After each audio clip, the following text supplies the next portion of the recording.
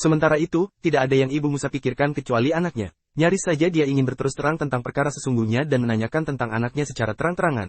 Namun Allah menguatkan hatinya sehingga hal tersebut tidak dia lakukan. Sebagai alternatif, dia memerintahkan putrinya yang paling besar untuk mencari jejak keberadaan adiknya. Lalu sang anak pergi memenuhi permintaan sang ibu, namun dia hanya mengamati keberadaan Musa dari jauh, itu pun dengan sikap seakan-akan dia tidak bermaksud kepadanya, agar tidak ada orang yang mengenali jati dirinya. Bertepatan dengan itu, kalangan istana sibuk mencarikan orang yang dapat menyusui Musa karena sudah berbagai usaha dicoba untuk menyusuinya tidak juga membuahkan hasil, begitu pula Musa tidak bersedia memakan makanan yang disodorkan.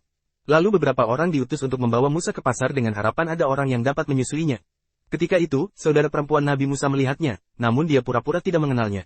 Lalu dia menawarkan kepada mereka orang yang dapat menyusuinya, dan kami cegah Musa dari menyusu kepada perempuan-perempuan yang mau menyusuinya sebelum itu.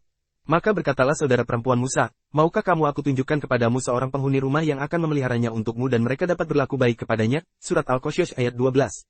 Mereka heran, bagaimana anak ini tahu bahwa keluarga yang dimaksud dapat berlaku baik kepada sang anak. Dia menjawab bahwa itu semua demi kebaikan dan manfaat bagi raja. Akhirnya mereka menuruti permintaan anak perempuan tersebut ke rumah yang dia maksud. Setibanya di sana, ibunya menggendongnya dan ketika dia menyusuinya, sang bayi menghisap air susunya dengan lahap. Para pelayan kerajaan sangat gembira melihat hal tersebut, lalu mereka segera memberi kabar gembira tersebut kepada Asiyah. Maka dia mengundang ibunya ke kediamannya, lalu dia menawarkan kepadanya agar sang ibu tinggal bersamanya agar dapat ikut merawat anak tersebut dengan baik. Namun sang ibu menolak dengan alasan bahwa dia memiliki suami dan anak-anak, dia menawarkan agar sang anak tersebut dikirim saja ke rumahnya. Maka akhirnya disepakati bahwa Nabi Musa dikirim ke rumahnya untuk disusui. Sebagai imbalannya, sang ibu diberi upah dan dipenuhi segala kebutuhannya, baik berupa pakaian atau kebutuhan lainnya. Akhirnya sang ibu pulang membawa anak yang dicintainya. Demikianlah Allah membuktikan janjinya untuk mengembalikan Musa kepada ibunya yang sangat mengasihinya. Maka kami kembalikan Musa kepada ibunya, supaya senang hatinya dan tidak berduka cita dan supaya ia mengetahui bahwa janji Allah itu adalah benar, tetapi kebanyakan manusia tidak mengetahuinya. Surat Al-Qasas ayat 13. Sang ibu merawat Nabi Musa dengan penuh perhatian dan belas kasih. Nabi Musa tumbuh menjadi orang yang kuat dan gagah serta memiliki kepribadian yang kokoh. Maka ketika kematangan tersebut telah dia capai, Allah memberinya hikmah dan ilmu, yaitu kedudukan sebagai seorang nabi dan rasul. Dan setelah Musa cukup umur dan sempurna akalnya, kami berikan kepadanya hikmah, kenabian, dan pengetahuan. Dan demikianlah kami memberi balasan kepada orang-orang yang berbuat baik. Surat Al-Qasas ayat 14. Itulah janji Allah yang dahulu pernah dia sampaikan kepada ibu Musa. Surat Al-Qasas ayat 7. Suatu saat, ketika Nabi Musa sedang berjalan-jalan di negeri Mesir di saat suasana sedang lengang. Ada yang mengatakan di siang hari, ada pula yang mengatakan di malam hari. Lalu dia melihat dua orang yang sedang berkelahi. Ternyata salah seorangnya adalah dari bangsanya, yaitu Bani Israel, sedang yang satunya lagi bangsa Kipti, bangsa yang selama ini memusuhinya. Melihat Nabi Musa, orang dari Bani Israel tersebut minta bantuan kepada Nabi Musa kini dianggap sebagai orang yang memiliki kedudukan dan pengaruh di negeri Mesir, karena tumbuh dan besar di lingkungan istana. Ketika mendengar permintaan tolong orang dari Bani Israel tersebut, Nabi Musa segera menghampiri orang Kipti tersebut dan langsung memukulnya hingga mati seketika. Sebenarnya Nabi Musa tidak bermaksud membunuh, hanya sekedar ingin memberi pelajaran kepadanya. Namun demikian beliau menyesali perbuatannya dan mengakui bahwa itu adalah tipu daya setan. Maka serta-merta dia bertobat dan mohon ampun kepada Allah Ta'ala. Dan Musa masuk ke kota Memphis ketika penduduknya sedang lengah, maka didapatinya di dalam kota itu dua orang laki-laki yang berkelahi, yang seorang dari golongannya, Bani Israel, dan seorang lagi dari musuhnya, kaum Firaun. Maka orang yang dari golongannya meminta pertolongan kepadanya, untuk mengalahkan orang yang dari musuhnya lalu Musa meninjunya, dan matilah musuhnya itu. Musa berkata, ini adalah perbuatan setan sungguh setan itu adalah musuh yang menyesatkan lagi nyata permusuhannya. Musa berdoa, ya Tuhanku, sesungguhnya aku telah menganiaya diriku sendiri karena itu ampunilah aku. Maka Allah mengampuninya, sesungguhnya Allah dialah yang maha pengampun lagi maha penyayang. Surat Al-Qasas ayat 15-16.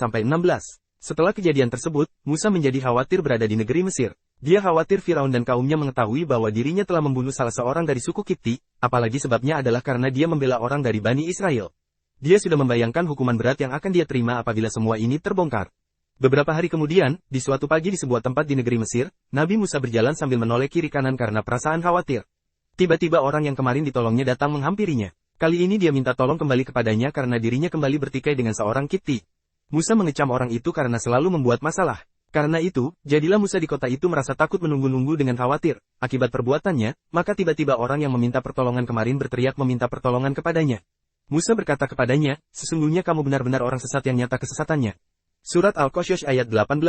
Namun demikian dia tetap ingin membela orang Bani Israel tersebut, karena lawannya adalah orang Kipti yang selama ini merupakan musuhnya dan musuh Bani Israel. Ketika Musa hendak memukul orang Kipti itu, sang Kipti itu berkata, "Hai Musa, apakah kamu bermaksud hendak membunuhku, sebagaimana kamu kemarin telah membunuh seorang manusia?" Surat Al-Qasas. Sang Kipti tersebut berkata demikian sebatas rasa takut dan perkiraannya saja bahwa jika sekarang Nabi Musa membela orang Israel tersebut, maka kemungkinan besar menurutnya pembunuh seorang Kipti pada kejadian sebelumnya adalah dia. Atau mungkin orang Kipti itu memahaminya dari ucapan orang Israel tersebut tatkala minta bantuan kepada Musa. Walau alam, kesimpulannya, berita tentang pembunuh orang Kipti pada akhirnya sampai ke telinga Fir'aun. Maka dia mengutus pasukannya untuk menangkap Musa. Ketika itu, ada seorang yang mengetahui perkara sesungguhnya segera memberi informasi kepada Nabi Musa dan menasehatinya agar dia segera keluar dari negeri Mesir. Dan datanglah seorang laki-laki dari ujung kota bergegas-gegas seraya berkata, "Hai Musa, sesungguhnya pembesar negeri sedang berunding tentang kamu untuk membunuhmu. Sebab itu keluarlah dari kota ini, sesungguhnya aku termasuk orang-orang yang memberi nasihat kepadamu." Surat Al-Qasas ayat 20. Nabi Musa menerima nasihat orang tersebut dengan segera keluar dari negeri Mesir dengan perasaan takut dan penuh waspada, selebihnya dia berdoa kepada Allah Ta'ala agar diselamatkan. Dia tidak tahu kemana hendak menuju, namun dirinya terus berjalan. Ketika dia mengetahui bahwa jalan yang sedang ditempuh adalah jalan menuju negeri Madian, dia berharap kepada Allah semoga membimbingnya kepada tujuan yang dikehendaki. Madian adalah negeri kaumnya Nabi Syuaib menurut salah satu riwayat, kebinasaan mereka terjadi pada masa sebelum Nabi Musa.